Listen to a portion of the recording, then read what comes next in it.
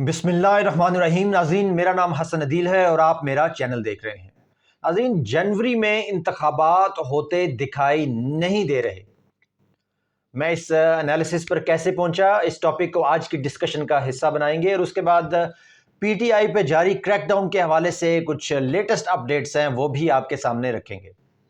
इन दोनों अहम डेवलपमेंट्स के बारे में बात होगी, मगर उससे पहले मैं अपने नए आने वाले नाजरीन से कहना चाहूँगा कि अगर वो मुनासिब समझें तो इस चैनल को ज़रूर सब्सक्राइब करें। ये वीडियो पसंद आए तो इसे लाइक भी करें और हमें अपनी राय से तो ज़रूर ही आगाह करें।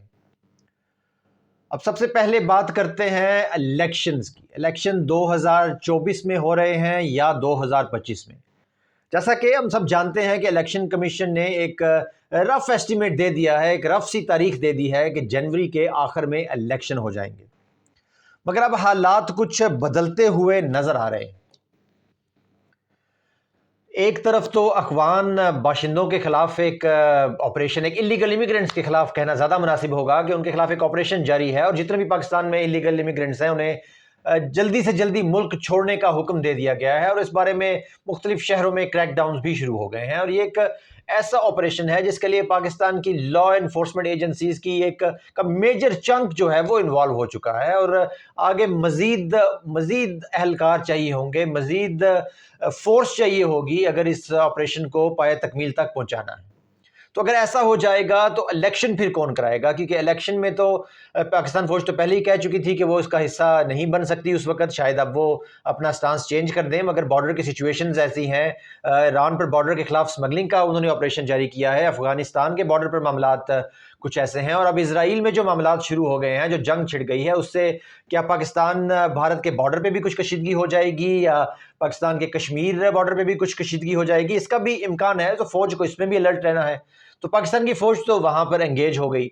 अब लॉ इन्फोर्समेंट एजेंसीज ने पाकिस्तान के अंदर एक ऑपरेशन शुरू कर दिया है इलीगल इमिग्रेंट्स के खिलाफ, वो वहां बिजी होंगी। तो लॉ इन्फोर्समेंट एजेंसीज की इनफ फोर्स जो इलेक्शन कराने के लिए चाहिए होती है वो शायद इलेक्शन कमीशन को पूरी ना मिल सके। एक ये वजह हो गई। दूसरी बात करते हैं मौलाना फजलुर रहमान साहब की। मौलाना फजलुर रहमान साहब सियासी हलकों में उनका एक बड़ी एक रेपुटेशन है कि वो बड़े ही जीरक और दूरंदेश सियासतदान हैं।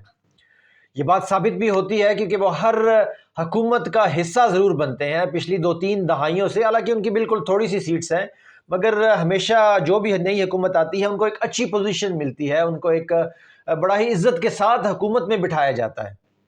और इनके पावर पॉलिटिक्स इनकी ऐसी ज़बरदस्त है, इन्होंने इसमें ऐसा कमाल हासिल कर लिया है कि जब चाहते हैं किसी भी पार्टी को आड़े हाथों ले लेते हैं, उनके खिलाफ बातें शुरू कर देते हैं। और शायद ये वाहिद सियासतदान है जो एस्टेब्लिशमेंट को भी कभी कभी आड़े हाथों ले लेते हैं। उनके साथ भी इनका रिलेशनशिप है तो बहुत ही पायदार और बड़ा ही देर पा, मगर उसमें भी अक्सर ऊंच नीच आ जाती है। और ये उस वक्त के जो पावरफुल जो लोग होते हैं उनको कभी कभी आड़े हाथों ज़रूर ले लेते हैं, अपनी बात मनवा लेते हैं। पॉलिटिकल पार्टीज़ में भी ऐसा ही है। पीडीएम में हमने देखा कि इनको सदारत मिली उस साजिश की जो इमरान खान साहब के खिलाफ की गई। तमाम पार्टीज़ का जो इत्तेहाद हुआ उसमें इन्हीं को ऐसा लीडर समझा गया कि ये तमाम पॉलिटिशियंस को साथ लेकर चल सकते हैं।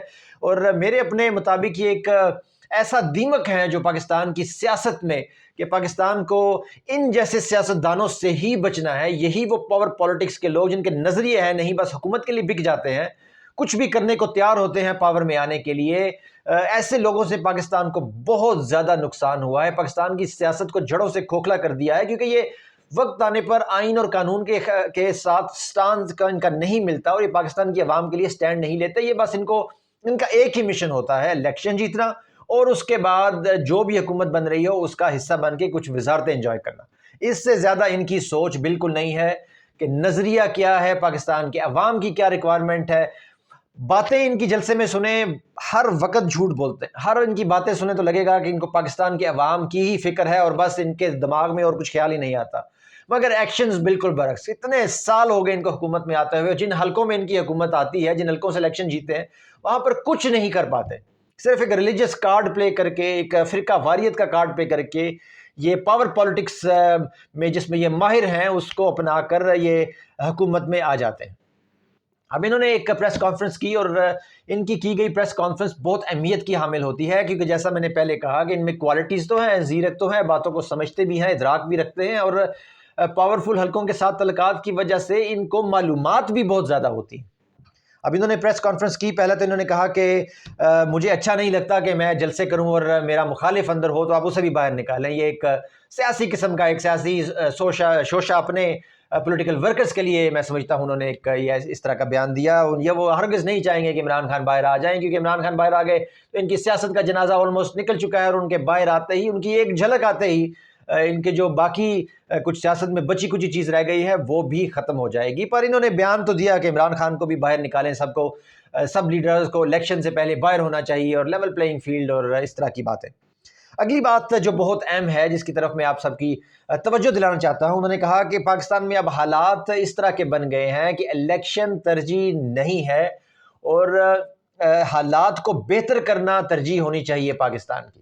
بہت اہم بات، یعنی آئین کیا کہتا ہے، قانون کیا کہتا ہے، 90 دن میں الیکشن کی بات، پاکستان کی عوام کیا چاہتی ہے، پاکستان کی عوام کے کیا جذبات ہیں، پاکستان کی اکانومی کے لیے کیا کچھ نہیں ان کو پرواہ۔ بس انہوں نے یہ بات کر دی ہے کہ اس ٹائم الیکشن اہم نہیں ہے، یعنی یہ چاہتے ہیں کہ الیکشن ملتوی ہو جائیں، یا شاید ان کو خبر ہے کہ الیکشن ملتوی ہی ہونے ہیں، اور پہلے ہی انہوں نے ایسی بات کر دی، کیونکہ پاسٹ میں بھی ہم دیکھتے ہیں جب بھی یہ کوئی ایسی بات کرتے ہیں تو فیوچر میں ہم دیکھتے ہیں کہ وہ بات زیادہ دفعہ ویسی ہی ہو جاتی ہے، اور ہم سمجھتے ہیں کہ شاید یہ بہت دور اندیش آدمی ہے، حالانکہ ان کے تعلقات بھی جیسا کہ میں نے پہلے عرض کیا کہ پاورفل حلقوں سے کافی بہتر ہیں، تو ان کو معلومات ہوتی ہے کافی زیادہ۔ تو ان کا یہ بیان دینا جنوری میں الیکشنز کو ایک دھندلا سا کر دیتا ہے، اور کیونکہ الیکشن کمیشن نے بھی کوئی ایک ایگزیکٹ ڈیٹ تو نہیں دی، انہوں نے بھی رف سی بات کی ہے۔ دوسری طرف صدر علوی صاحب ہیں، انہوں نے بھی ایک ریکمنڈیشن سی پیش کی، ایک آدھا سا سٹانس لے کے خط لکھ دیا، ٹوٹل سا پورا کر دیا پارٹی کی، اپنی پارٹی کی نظروں میں وہ ان کی پارٹی ان سے بالکل خوش نہیں ہے، ان کو پتہ چل گیا ہے کہ یہ ایک ڈبل گیم ہے، اور دوسری طرف دوسرے حلقے بھی ان سے زیادہ خوش نہیں ہیں، کیونکہ صدر عارف علوی صاحب اگر یہ کام کر رہے ہیں کہ سب کو خوش رکھیں، تو ایسا آدمی کسی کو بھی خوش نہیں رکھ پاتا۔ اپنا ایک جو پرنسپل سٹانس ہے، عزت اسی کی ہوتی ہے، اور پریزیڈنٹ علوی صاحب اس میں ناکام رہے ہیں۔ اب پریزیڈنٹ علوی صاحب نے بھی کوئی ایگزیکٹ ڈیٹ نہیں دے رہی، وہ بھی خاموش بیٹھے ہیں، پی ٹی آئی کے احتجاج کے باوجود خاموش بیٹھے ہیں۔ الیکشن کمیشن نے بھی ایک رف سی ڈیٹ دے دی ہے۔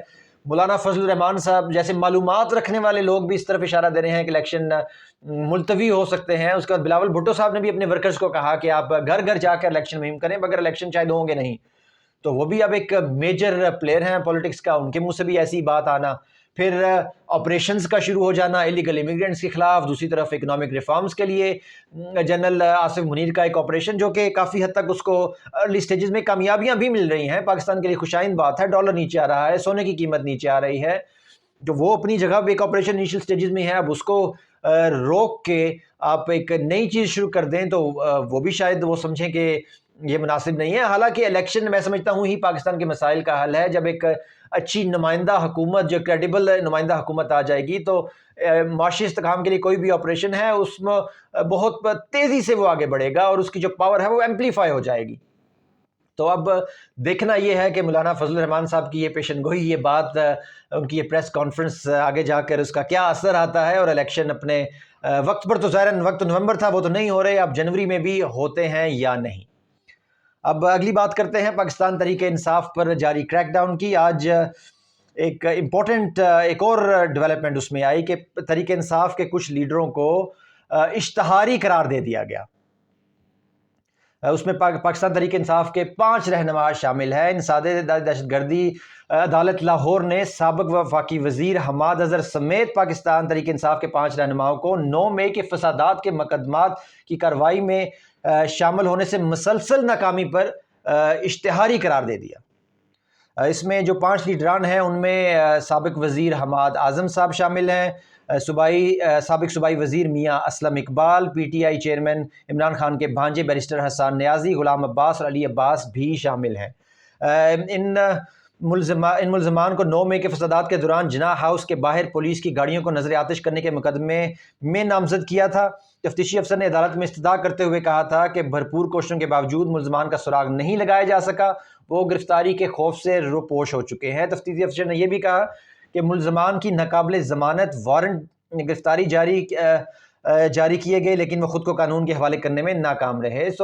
عدالت نے ان لیڈران کو اشتہاری قرار دے دیا ہے۔ اب یہ بھی ایک بہت بڑا سیٹ بیک ہے پاکستان تحریک انصاف کے لیے. اگر جنوری میں الیکشنز ہیں اور الیکشنز نے قریب ہیں اور پاکستان تحریک انصاف کوشش کر رہی ہے کہ اپنی الیکشن کیمپین شروع کر سکے, ابھی تک ناکام رہی ہے کیونکہ عوام ان کے جو سپورٹرز ہیں وہ خوف کا شکار ہیں. ان میں غم و غصہ ضرور ہے مگر خوف تو ہے, تمام لیڈران کو پکڑا جا رہا ہے. جو بھی پی ٹی آئی کا نام بھی لیتا ہے اس کو بھی اٹھانے یا پولیس یا کوئی ڈالا آ جاتا ہے. اور اب تو اغوا برائے بیانات کا ایک نیا سلسلہ شروع ہو گیا ہے جس کو پی ٹی آئی نے اچھے طریقے سے کاؤنٹر کرنے کے لیے ایک نئی پالیسی بنا دی ہے. ان کے جو بڑے میجر لیڈران ہیں وہ خود ہی انہوں نے اپنے ویڈیو بیانات قرآن کو سامنے رکھ کر جاری کرنا شروع کر دیے ہیں کہ انہیں عمران خان نے نہیں بھڑکایا, اور پہلے ہی کاؤنٹر کر رہے ہیں کہ بعد میں اگر کوئی زور زبردستی سے اغوا کر کے ان کے بیان دلوایا جائے تو اس کی کوئی حیثیت نہ ہو, اس کا زہر پہلے سے ہی ختم ہو جائے. اب دیکھنا یہ ہے کہ یہ ان کی پالیسی کتنا کامیاب ہوتی ہے, آنے والے کچھ دن ہمیں بتا دیں گے.